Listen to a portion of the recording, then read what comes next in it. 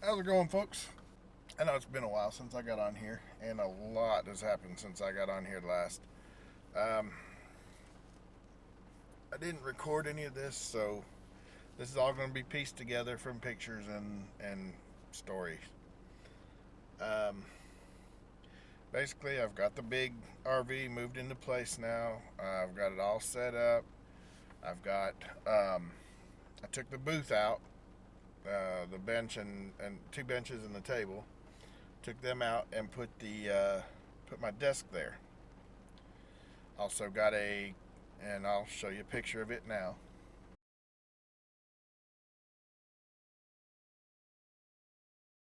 I also got a table and chairs, and this is what made me decide to take the booth out in the first place.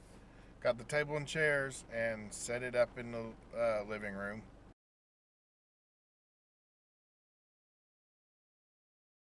and they fit so well right where I set them up, right in the middle of the whole room, that I just left it there. It's perfect right where it's at.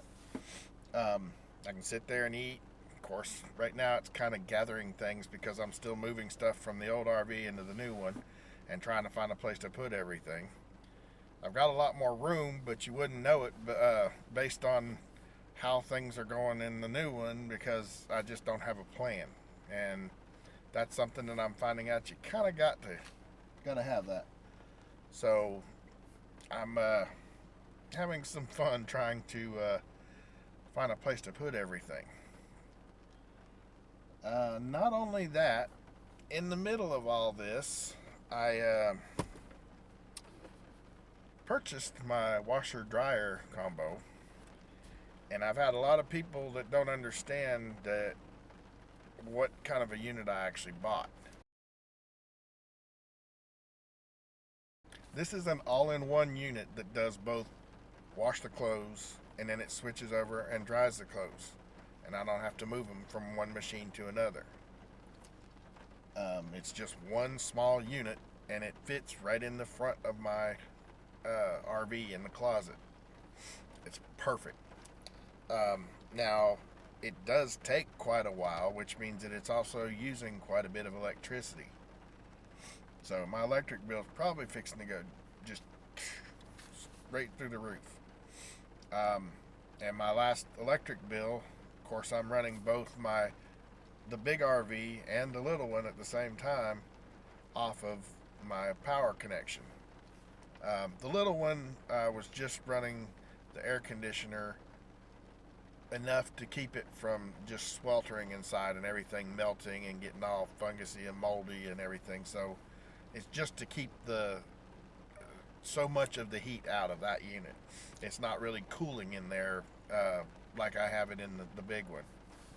Dogs are adopting to the new one just perfect. They love it because they've all got a place to lay, several places to lay. Now I have kicked the dogs off the bed. They do not lay on. They don't get on my bed. And when I'm not there, I actually keep the door for the bedroom and the bathroom closed to where they can't get in and get up on the bed.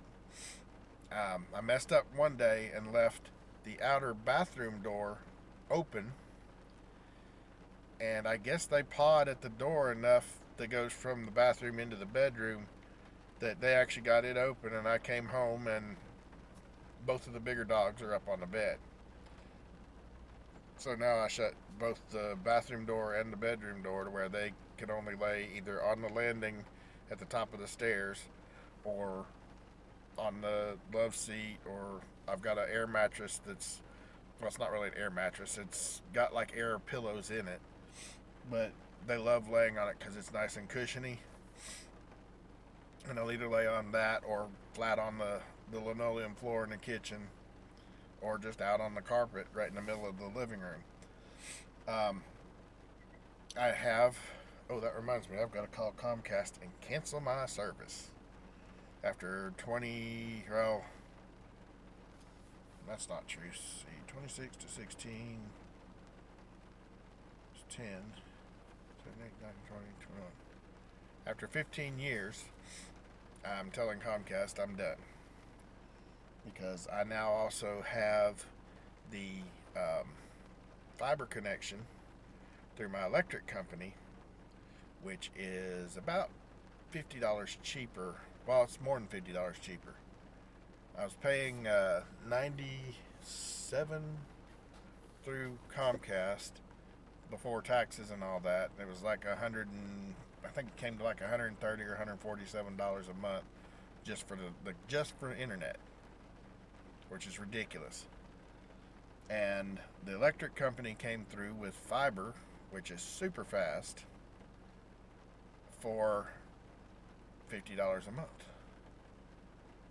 Now it's only 256 megabits a second up and down, but it's a solid 256 up and down, and I'm not sharing it with anybody like I do with the cable service.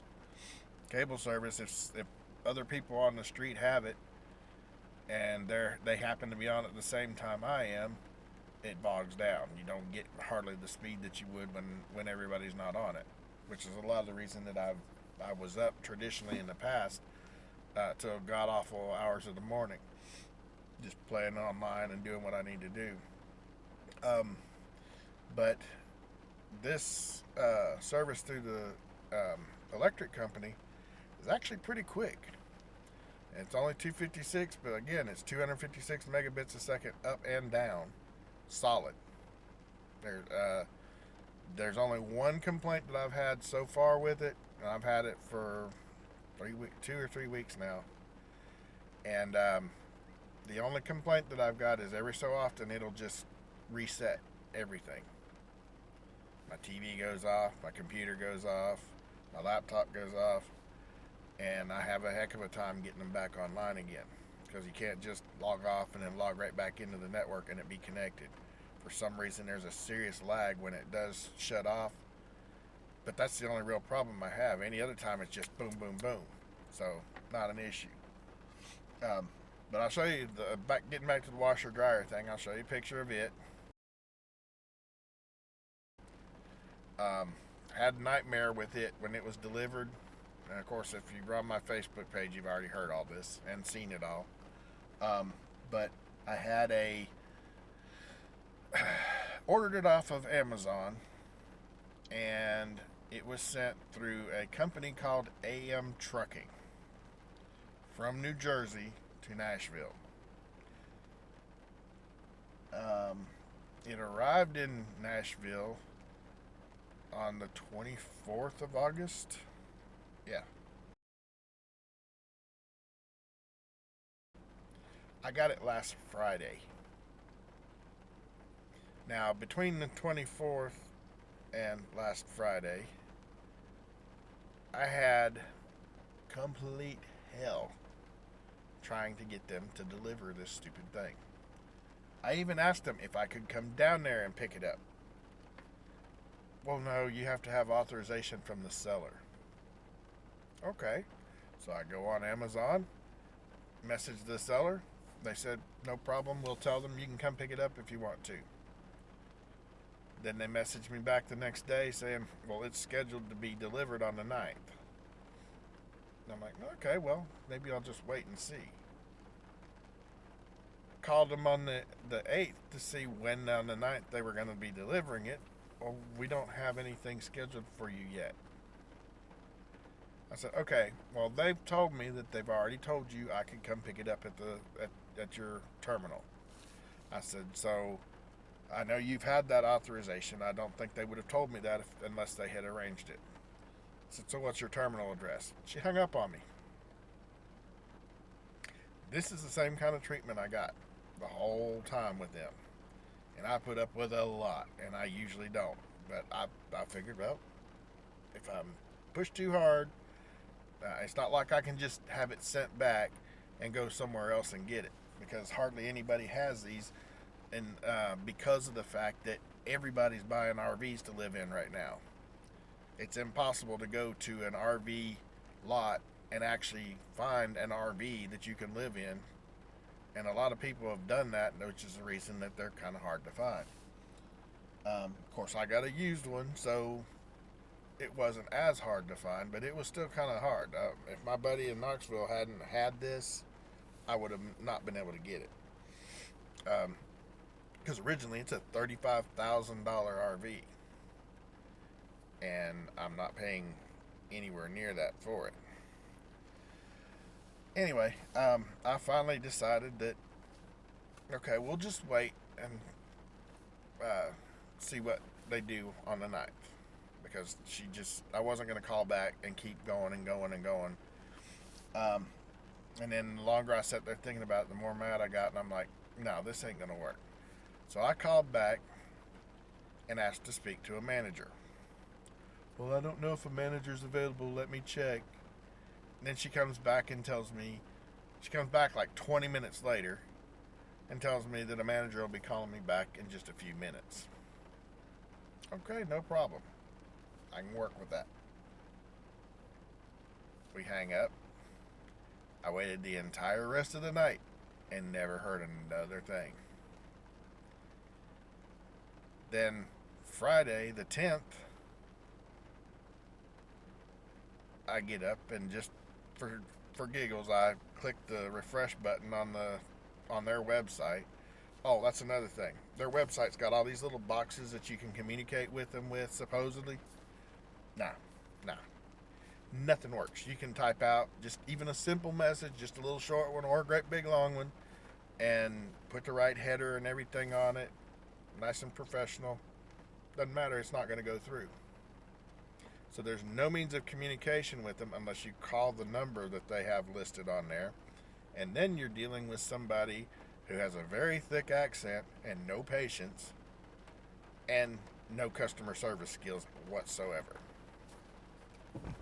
So by Friday evening, I'm at my wit's end.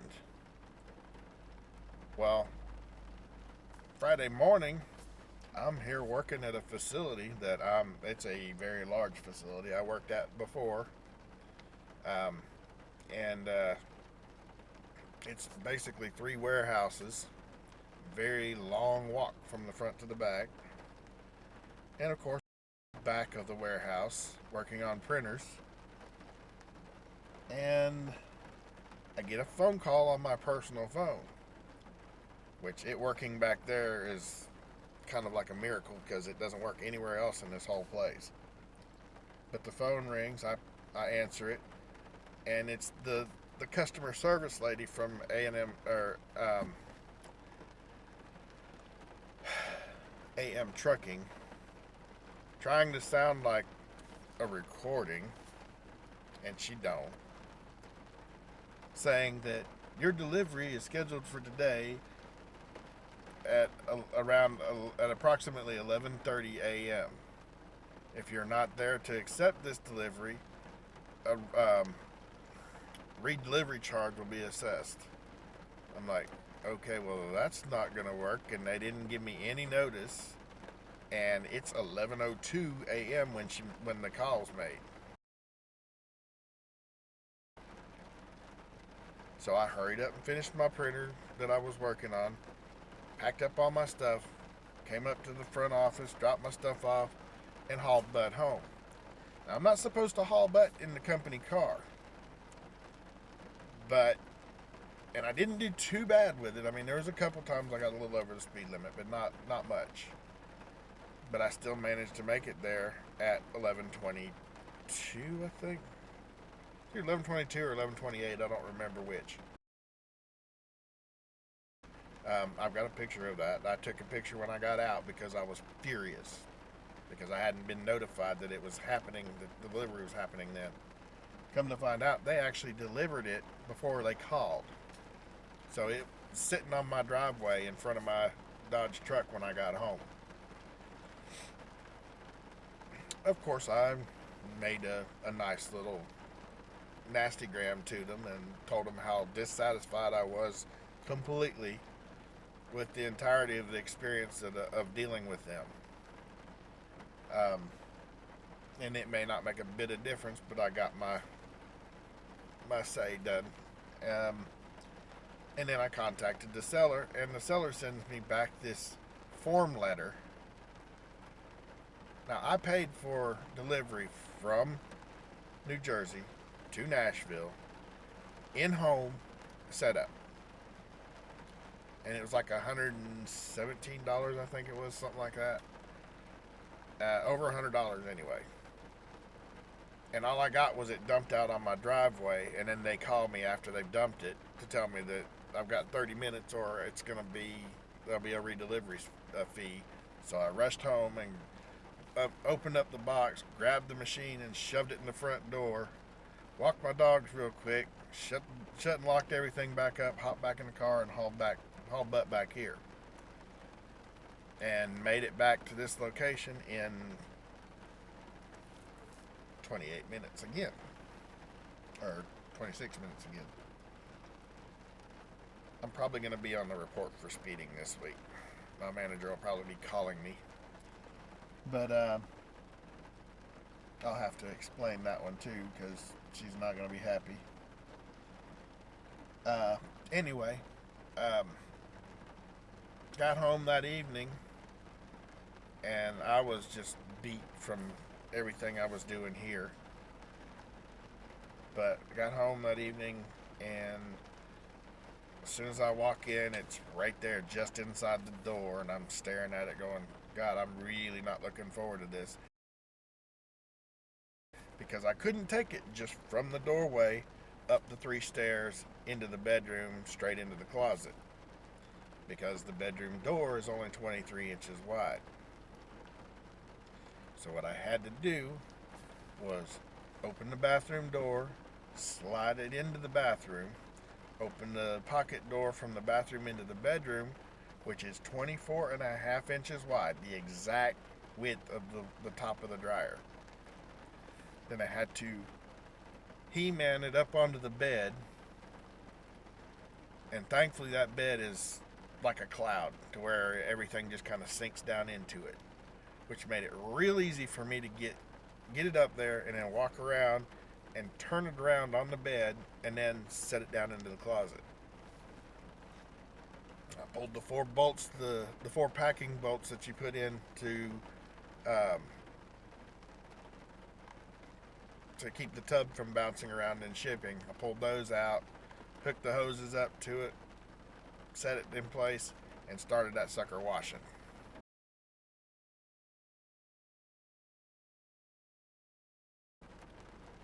They're running in the rain. Anyway, started it washing around 6:30, 7 o'clock Friday evening, and I didn't stop washing loads until Monday at 1 or 2 o'clock. Thing is, it's only a 2.3 cubic foot washing machine. Basically, the tub's about this big around. Now, it's a heavy duty sucker, but you're not supposed to shove it full of stuff either, because you'll wind up wearing the belts out and everything else. It's also a ventless dryer, so there's no vent that goes to the outside. And I'm sitting here thinking, well, when I run that, it's just going to bake the whole inside of the house, because it probably just vents to the air in the house. That's not the case. The interesting thing I figured out, because when it's doing the dry cycle, it's running the water pump the whole time it's drying. And I got to thinking about it. I'm like, why would it run the water pump if it's not putting water back into the tub? And why would it put water back in the tub if it's drying? The only sense I can make of it, and I haven't verified this, but I believe what's happening is it pulls water into the pump while the dryer is running. The heat from the dryer actually heats up that water, and then it gets poured out the drain. That's how it dissipates the heat from the inside of the washer outside of the system to where, and it's also got a cool down time. As soon as it finishes the washing and drying, it goes to CD on the little screen, and that's the cool down time. Now, if you let it do that on its own, it takes about 2 to 3 hours for it to cool down. I never did. I always just shut it off, and it unlocked the door, and I'd pull my stuff out and fold it up. By the time I was done folding it, the whole thing was cool again. throw some more in there, fill it full of detergent, hit the button, start it up again. I think I've got 22 loads that I've washed, and I washed everything, all my clothes, my coats, that I was meant to wash before. I just didn't because it was that much more money at the laundromat. I washed the bed sheets, comforters, the pillows, all of it. So everything's clean except the clothes I wore yesterday and what I've got on right now.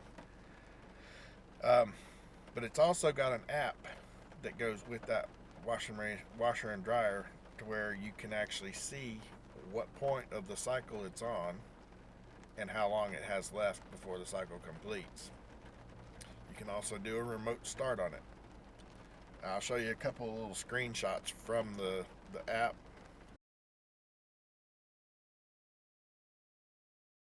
Those are kind of neat. I actually like that. It's not really necessary. I can get my butt up and go walk into the bedroom to see where it's at, but it's neat when, let's say, you're on the phone with somebody and you don't want to get up and make a bunch of noise or whatever, or cause the dogs to get stupid like mine tend to do when they want to go out. But you can just bring up that app on the phone while you're talking, and it tells you exactly what point it's at, and you can gauge how long you got until you got to be back up there to empty it out again. So it's kind of neat that way. Once I recover from the $1,700 hit that I took to my bank account to get this washer and dryer, and whatever major jump that the electricity is going to have for me running it like I did, once I recover from all that, I'm going to start saving up to get a mini split for in my RV to replace the overhead unit that I've got in it now, the one that came in it.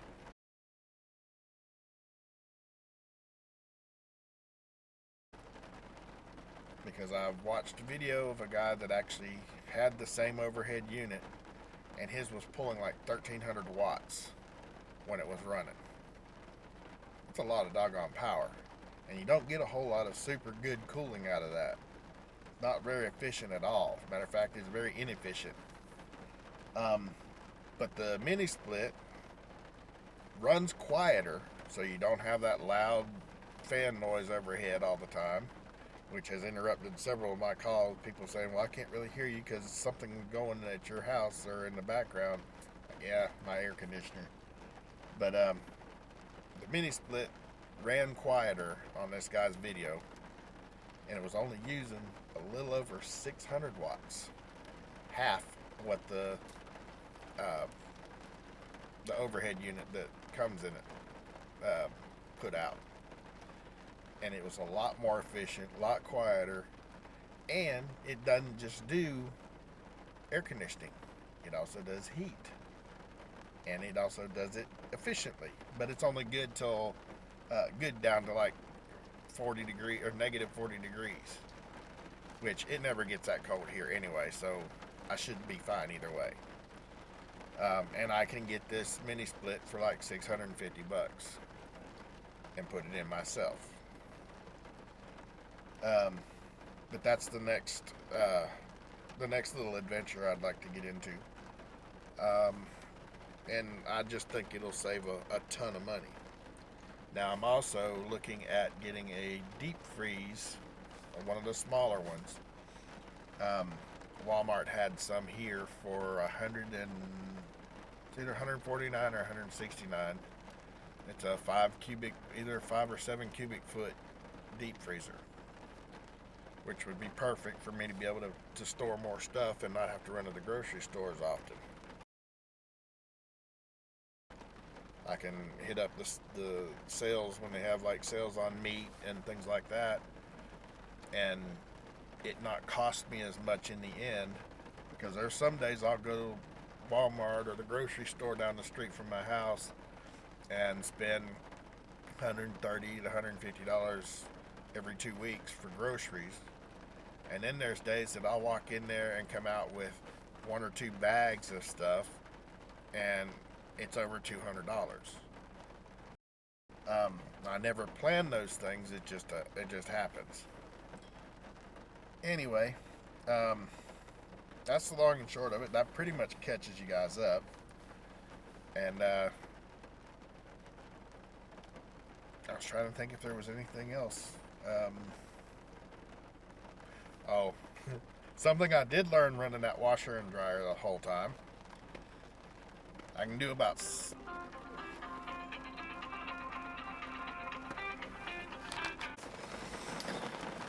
sorry about that. Work called, and that's important.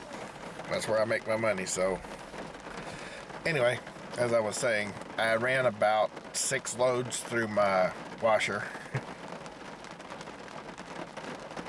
And it was at close to the end of the 6th load. Of course, I hadn't emptied my tanks in probably a week.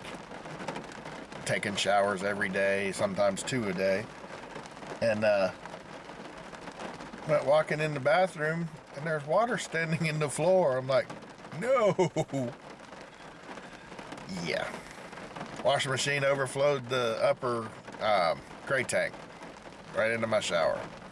And then it just overflowed into my floor.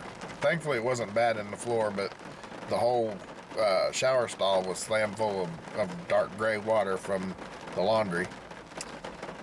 So I had to run outside and pull the ripcord to let it flow down into the septic tank.